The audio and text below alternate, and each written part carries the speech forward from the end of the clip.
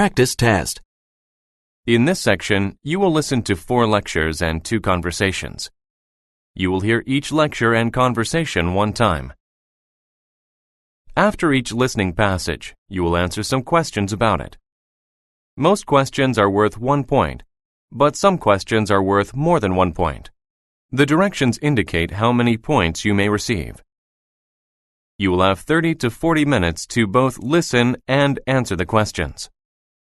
The questions ask about the main idea and supporting details.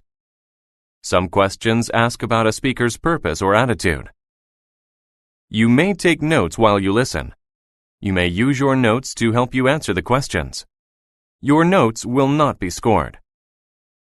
In some questions, you will see this icon. This means you will hear part of the lecture or conversation again. When you are ready, press Continue. 1. Biology. Listen to a lecture in a biology class. I want to talk about the hunting behavior of sharks, which, due to some new study methods, we've been able to learn a lot more about recently. You know, with all the new data that's been collected, marine biologists are starting to see that what we thought we knew about hunting behavior in sharks was completely wrong. See, for a long time, scientists thought that sharks were solitary hunters, like the leopard. But as it turns out, sharks might actually be group hunters like wolves. Let's look at some of the evidence. Okay, so let me begin by explaining the methodology a little bit, if only to take some time to appreciate what these marine biologists did in the name of science. So basically, a group of scientists took a little boat to Cocos Island, an area in the Pacific Ocean that's about 300 miles off the coast of Costa Rica. Let me just point out, this is one of the most untouched and pristine marine environments left on Earth. It also happens to be the stomping grounds for many different kinds of sharks, making it a perfect place for scientists to learn about sharks. Anyway, since the scientists were trying to learn about the hunting patterns of the sharks, they had to make the sharks hunt. So they put out bait to bring the sharks to them. It might sound insane, and they certainly did put themselves in extraordinary danger. But by doing this, they were able to witness firsthand how sharks strike. So what exactly did they observe? One thing they noticed was that after they had initially released the bait, a single shark would first make its way toward the boat and begin feeding. In a matter of mere moments, though, the boat would be completely surrounded by sharks. What does this tell scientists? Well, that the other sharks appeared after the first one struck led them to believe that sharks probably have some way of communicating with other sharks to alert them that food has been found. And in fact, marine biologists know that sharks have extremely sensitive hearing, but they haven't completely figured out how it is that they send messages to each other. Moving on now. Okay. While this was happening, scientists also noticed that the group was comprised of sharks of diverse age groups and genders. So, there were male sharks, female sharks, baby sharks, adult sharks, and everything in between. Marine biologists guessed that shark hunting groups are usually made up of sharks that are related to each other. Furthermore, they observed that sometimes the older sharks would hold back some, letting the younger sharks have first dibs on the prey. This sort of suggests that the older sharks were allowing the younger ones to gain some experience and learn how to hunt. Is that interesting or what? Any questions? Good. As all these sharks were coming up to the boat, the scientists placed tracking devices on many of them. This, of course, let them observe their hunting patterns away from the boat, which gives them a more, authentic view into the hunting behavior of sharks. And when they went back and looked at what the sharks were doing out there in open water, they were amazed. Time and time again, they witnessed the sharks displaying the same behavior as they did around the boat. First, one shark would strike. Then the prey would be surrounded by an entire pack of sharks. Interestingly, their hunting patterns seemed to involve a series of attacks that drove their prey into positions in which they couldn't defend themselves. In one instance, they found dozens of whale carcasses washed up on shore. Going over their tracking data, they found that the area had recently been visited by the same pack of sharks that they had encountered earlier. They concluded that they had taken advantage of the whales' unfamiliarity with the region and struck in a series of surprise attacks. The whales were easily intimidated and were cornered into an area where the sharks had their feeding frenzy. 1. What is the main topic of the lecture?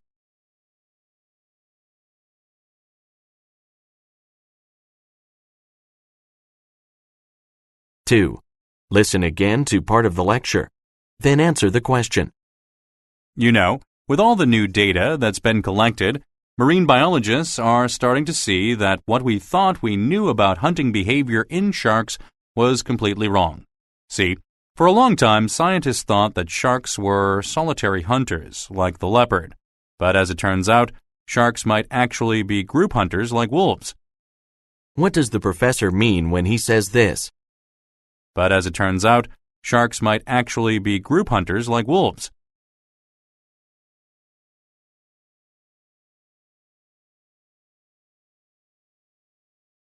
3.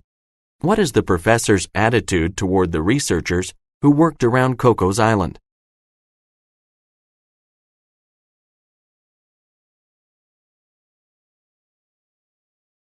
4. According to the passage, why do old sharks let young sharks hunt first?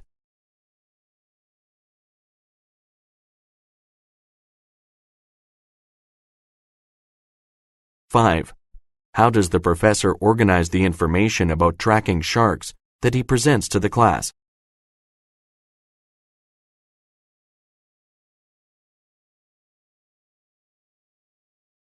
6. What can be inferred about whales?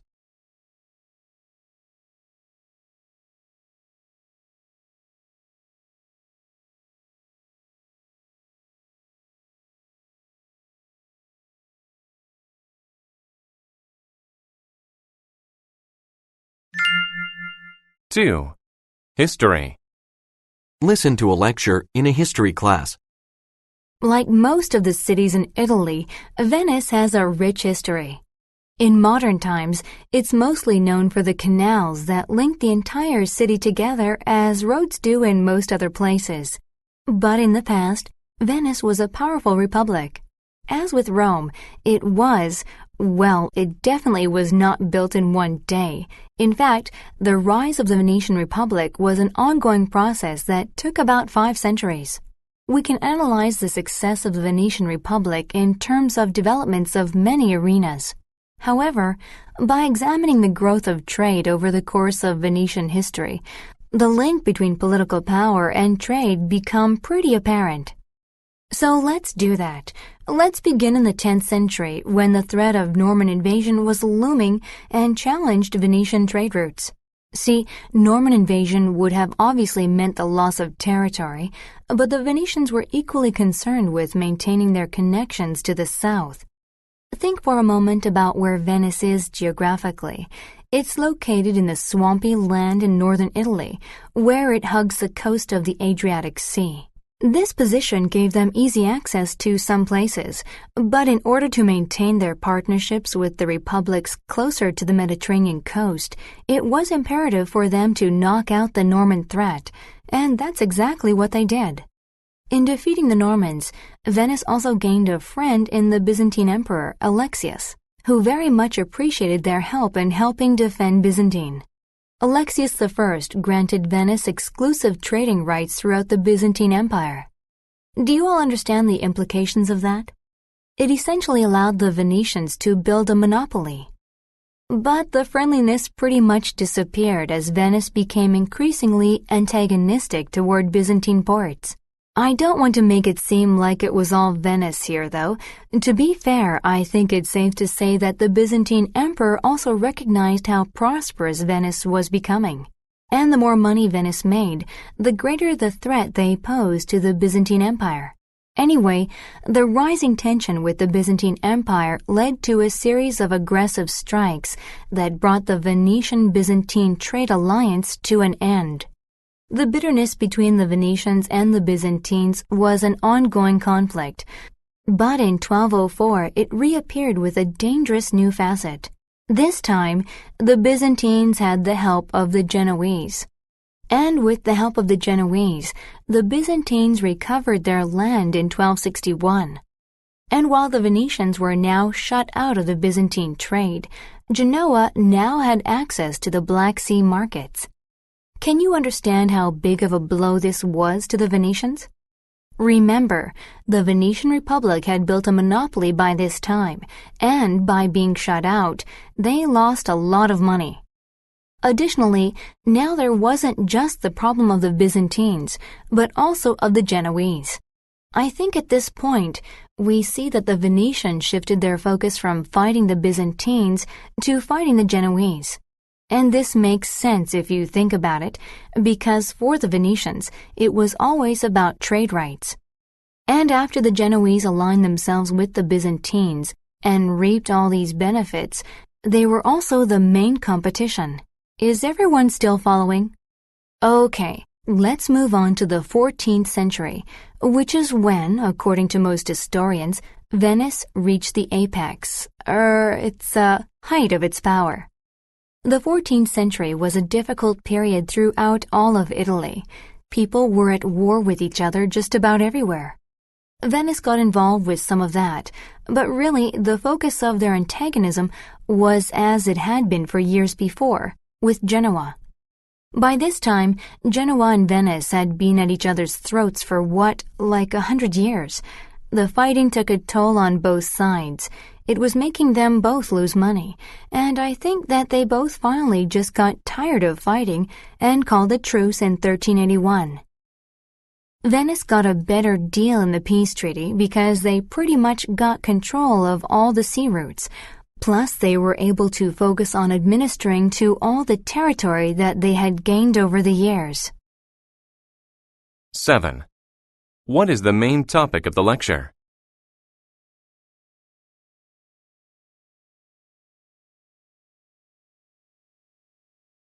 Eight. Why does the professor mention Rome?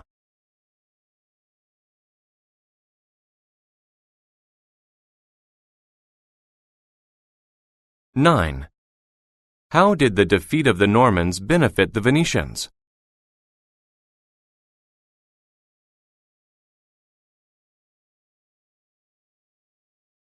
10. What does the professor mean when she says this? I don't want to make it seem like it was all Venice here, though. To be fair, I think it's safe to say that the Byzantine emperor also recognized how prosperous Venice was becoming.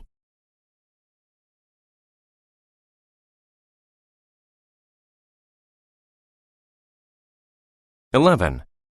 Listen again to part of the lecture. Then answer the question. This time, the Byzantines had the help of the Genoese. And with the help of the Genoese, the Byzantines recovered their land in 1261. And while the Venetians were now shut out of the Byzantine trade, Genoa now had access to the Black Sea markets. Can you understand how big of a blow this was to the Venetians? Remember, the Venetian Republic had built a monopoly by this time, and by being shut out, they lost a lot of money. Why does the professor say this? Can you understand how big of a blow this was to the Venetians?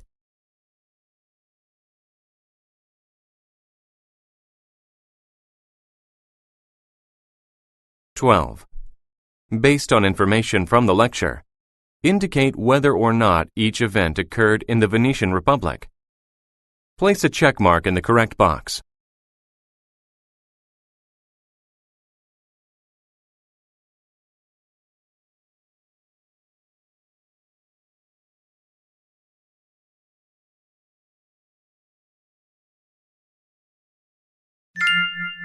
Three.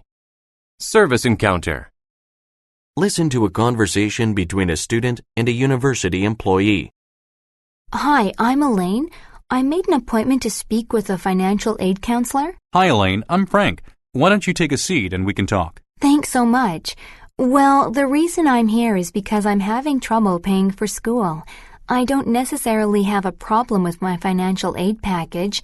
As far as I can tell, it's pretty fair according to the information I was sent. It's mostly just that some new expenses cropped up, and I have no idea how I'm going to pay for them. Okay, well, you're right. At least in terms of what we've got on file about your situation. Do you mind if I ask what expenses you're having to deal with now? It's just one thing, actually, but it's huge. See, my laptop got stolen. I know I can use the library computers, but I'm sure you understand what an inconvenience that is, especially since the library closes at midnight. Although I would love for it to be the case, I'm rarely done by midnight. It doesn't work that way for computer science majors. Of course. There's a reason why the university encourages all students to have a personal computer. The libraries are there for convenience, but with everything running off the campus server now, it's pretty unfeasible to ask students to perform without a computer of their own. The good part is that there's actually a program we have to help students buy a computer. The first thing I want to ask you is how you bought your old laptop. Oh, that thing. My older sister gave it to me when she graduated from college. It was like 7 years old. Good, because the program only applies for the purchase of one computer. Oh, okay, so I qualify then? Can you tell me more? Well, basically it's a loan, but you don't have to start paying it back until you graduate. Also, the university has a partnership with Babbage Computers, so our students get a really good discount. That's awesome. Really? That's exactly what I need. So, how do I sign up for this? The first step is to order the computer. You go to the company's website. It's www.babbage.com. You pick out the computer you want, and when it asks you to pay, you enter the school name. That's going to give you the discounted price. Since you need the loan to pay for it, you have to print out the page that has the price and submit it along with a completed computer purchase program form here at the Office of Financial Aid. That sounds kind of complicated. You wouldn't happen to have a detailed instruction sheet or something? I just don't want to forget any steps. I need to get a replacement as soon as possible. Of course. All the information is in this packet, along with the computer purchase program form. You've been such a great help. Thanks. 13. What problem does the student have?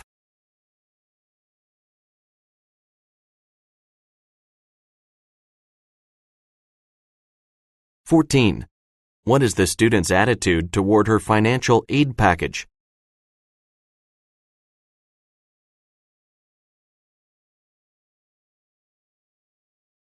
15. Listen again to part of the conversation, then answer the question. Okay, well, you're right. At least in terms of what we've got on file about your situation. Do you mind if I ask what expenses you're having to deal with now? It's just one thing, actually, but it's huge.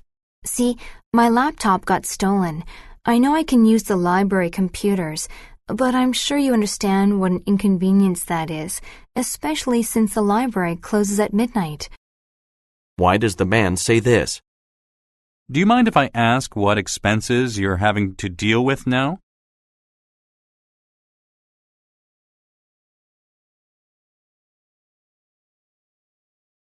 16. How can the computer purchase program help the student?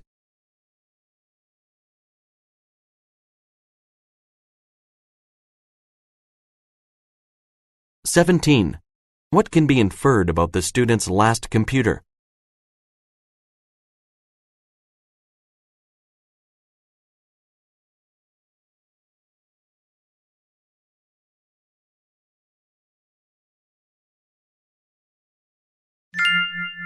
4.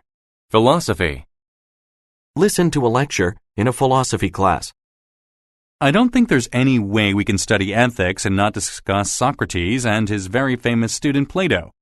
You are all probably at least minimally familiar with their philosophies, whether you know it or not. The truth is that these two ancient Greek philosophers posed so many important questions that are still discussed today, even outside of the philosophical realm. So anyway, what I want to do today is kind of put Socrates and Plato side by side and talk about which points they agreed upon and where their philosophies diverged. Do you all know what the Socratic method is? Yeah, Mary, go ahead. The Socratic method is a form of inquiry, questioning that Socrates is famous for using. I guess he would ask his opponents a series of questions and in the course of the conversation, expose the problems with their claims. That's right. Now, the reason that I bring up the Socratic method is to show how he put his views about ethics on the table for discussion and criticism. If you read the materials I passed out during the last session, you know that Socrates talks about virtue a lot. And when Socrates talks about virtue, what exactly is he referring to? It's goodness. It's moral excellence. It's ethics. Anyway, according to Socrates, virtue was something that could be known, and if someone truly knew what virtue was, it would stand up to the Socratic method. More importantly, by knowing virtue, one becomes virtuous. Do you all understand so far? I'm a little confused. I don't really understand what you mean when you talk about knowing virtue. All right, think back to the emphasis that Socrates placed on educating oneself as the road to enlightenment. At the very beginning of the road is ignorance, and remember that he thought that ignorance of virtue in particular was why people did bad things. At the end of that road is goodness, and virtue is closely tied to that. But really, the thing to focus on here is the idea that by being aware of what virtue is, one is virtuous. This is really the part that applies to ethics, because ethics is essentially the study of what is right and wrong and why people behave the way they do in relation to the ideas of right and wrong. His take on it seems simplistic to modern readers, especially because his philosophy lacks the element of self-interest. The reason I mention that is because self-interest is a huge part of the way modern philosophy deals with ethics. That is, many modern philosophers acknowledge that the reason people do bad things is not because they are mistaken or don't know what it is to be good. Rather, at least some part of their bad behavior is caused by the desire to benefit themselves somehow. But like I said, the notion of self-interest wasn't really treated in ancient Greece. That's one of the things that Socrates and Plato had in common. With that said, why don't we talk about Plato's take on ethics? Let's see. Well, as a student of Socrates, Plato was obviously influenced a lot by him. In fact, most of his work was written as dialogues between Socrates and his opponents, so in that way, he kind of carried on the tradition of the Socratic method. But I think you'll see that Plato's ideas about ethics were a little more fleshed out than those of Socrates. Plato thought that goodness was an objective form, meaning that it was a more general thing that remained the same even in different cultures or situations. Any questions? How do Plato's ideas about there being some sort of universal form of goodness explain why someone should choose to be good, though? Well, you have to go a little further than that. In really simple terms, Plato thought that if a person acted justly, their soul would be balanced and bring the person great happiness. So to answer your question, the motivation to be good and just is to be happy. 18. What is the lecture mainly about?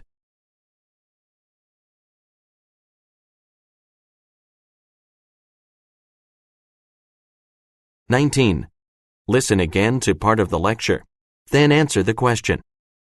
The truth is that these two ancient Greek philosophers posed so many important questions that are still discussed today, even outside of the philosophical realm.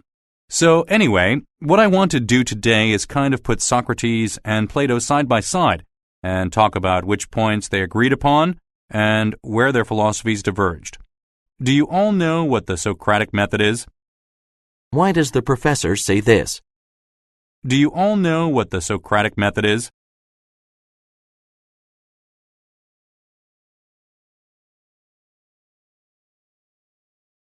(20) According to the lecture, what is the opposite of goodness?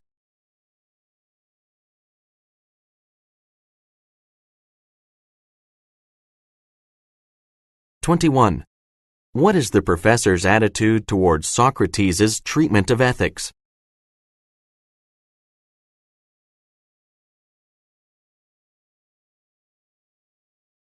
(22) What can be inferred about Plato's philosophies?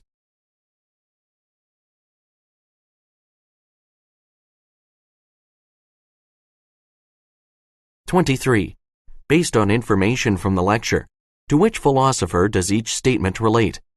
Place a check mark in the correct box.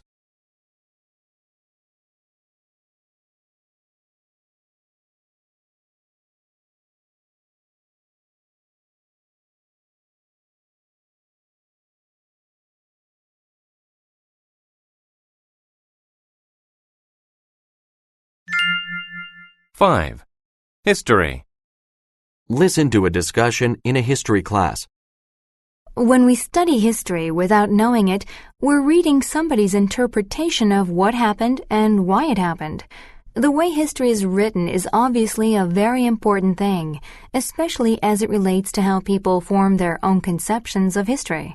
With that in mind, today I want to talk about the frontier thesis, which, as we all know, was formulated by the American historian Frederick Turner. Let's see, who can give the class a brief summary of what the frontier thesis is?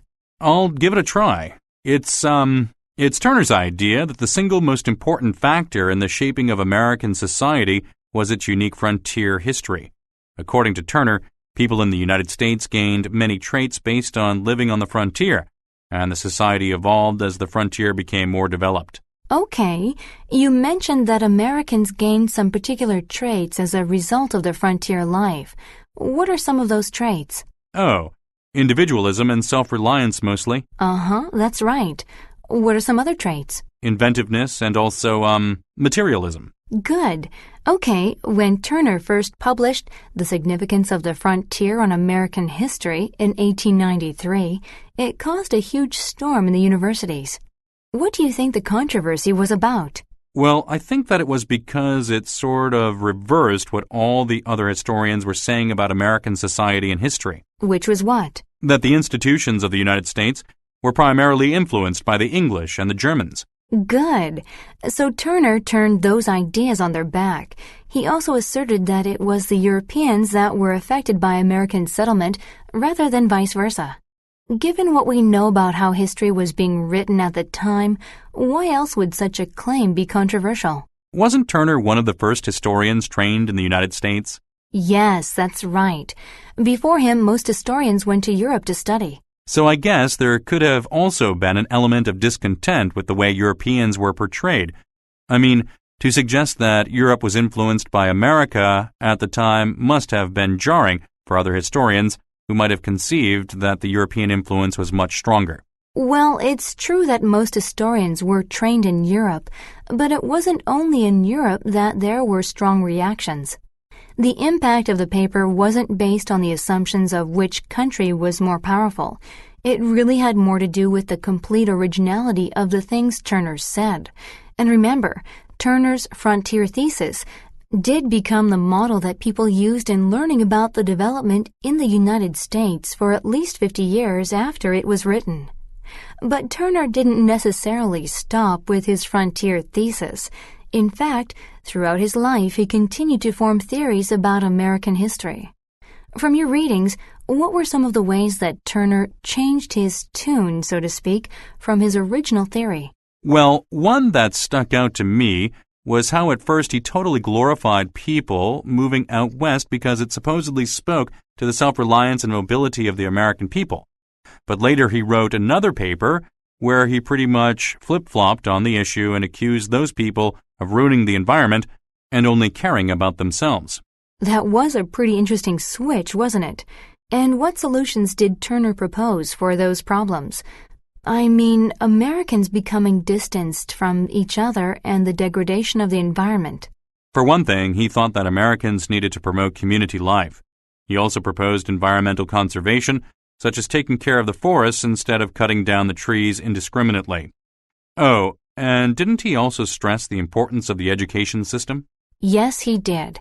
Essentially, he thought that people didn't really need to explore geographic frontiers. Instead, he supposed that the developing country needed to promote the exploration of educational frontiers.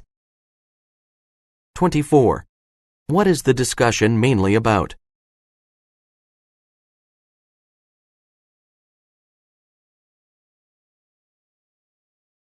(25) According to the discussion, which are traits that Americans gained as a result of their frontier history?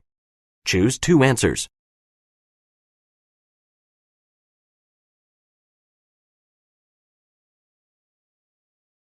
26. Listen again to part of the discussion. Then answer the question. So I guess there could have also been an element of discontent with the way Europeans were portrayed. I mean, To suggest that Europe was influenced by America at the time must have been jarring for other historians who might have conceived that the European influence was much stronger. Well, it's true that most historians were trained in Europe, but it wasn't only in Europe that there were strong reactions. The impact of the paper wasn't based on the assumptions of which country was more powerful. It really had more to do with the complete originality of the things Turner said. Why does the professor say this? The impact of the paper wasn't based on the assumptions of which country was more powerful. It really had more to do with the complete originality of the things Turner said.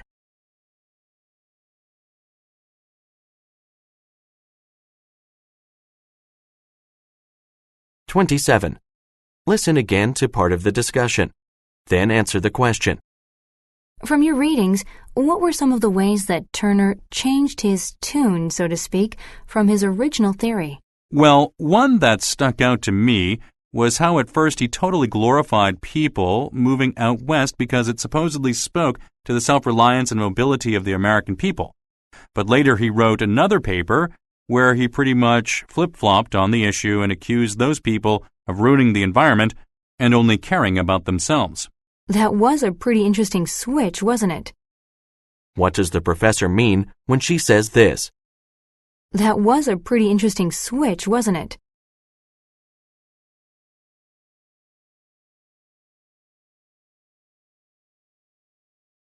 (28) How does the professor organize the information about Turner's later work?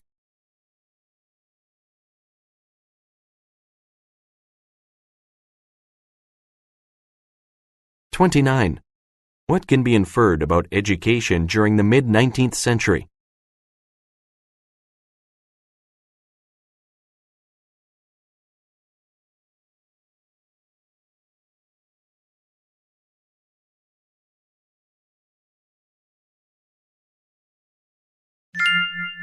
(6) Office hours. Listen to a conversation between a student and a professor. Professor Smith? Yes, David. What can I help you with? You handed back our papers last Friday with comments and feedback, and the truth is, I'm not sure I understand your comments completely. I mean, I received a D- on my first draft, and well, I don't think that it's, fair. Do you have the paper with you? Sure, here you go. Great, thanks. Let's see. Yes, I recall this one. And? Well, David, I believe you said some very intelligent things here. You did a great job at applying complicated psychological theories to everyday situations. I really tried to include some meaningful connections. Right. That part you did well. So on which part did I do poorly? Let me explain something to you. Sure, it's important for the content of a paper, such as the ideas that you include, to be unique. But you must remember that it's the presentation that is a bit, well, awkward and strained. You seem to jump from point to point without really supporting your thesis. You have to be able to choose one solid idea and really be able to back it up. Well, isn't it better to have many ideas to give it more depth? Not necessarily. In an academic paper, you have to work within the constraints of the rules of academic writing.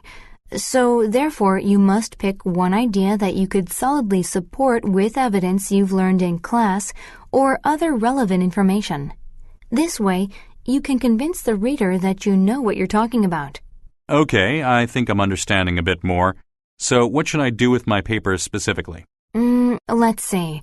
Well, you don't have to do much, actually. Just choose one of your ideas to be your main idea. And since the other ones are interrelated, you can use them to support the primary one. Then, well, let's see. I see that you switch back and forth between your ideas within your paragraphs. So my advice to you would be to stay put within your paragraphs.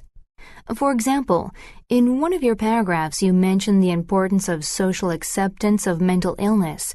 However, within the same paragraph, you introduce social oppression. It just all seems like it's crammed in there. Okay, I understand. I graded these first drafts roughly because I wanted to motivate the students to do well, and I wanted them to come in, as you did, and ask me about my comments. You've done the right thing. Plus, the grades for the first draft of the paper really don't factor into the final grade. I just give them to guide you. Well, that's a relief. Well, just consider my advice when you're doing your revisions, and you should do just fine. Thank you for your time. Of course. Okay, David, I'll see you in class tomorrow. 30. What are the speakers mainly discussing?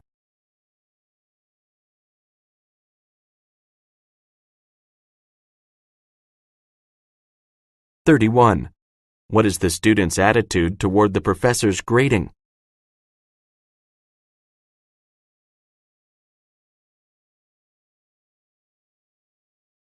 (32) Listen again to part of the conversation. Then answer the question. I graded these first drafts roughly because I wanted to motivate the students to do well, and I wanted them to come in, as you did, and ask me about my comments.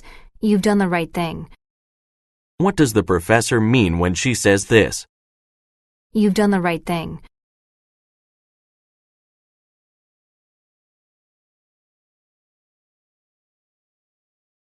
33. Why did the professor grade the drafts roughly?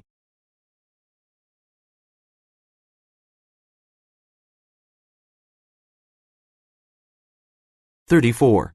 What will the student probably do next?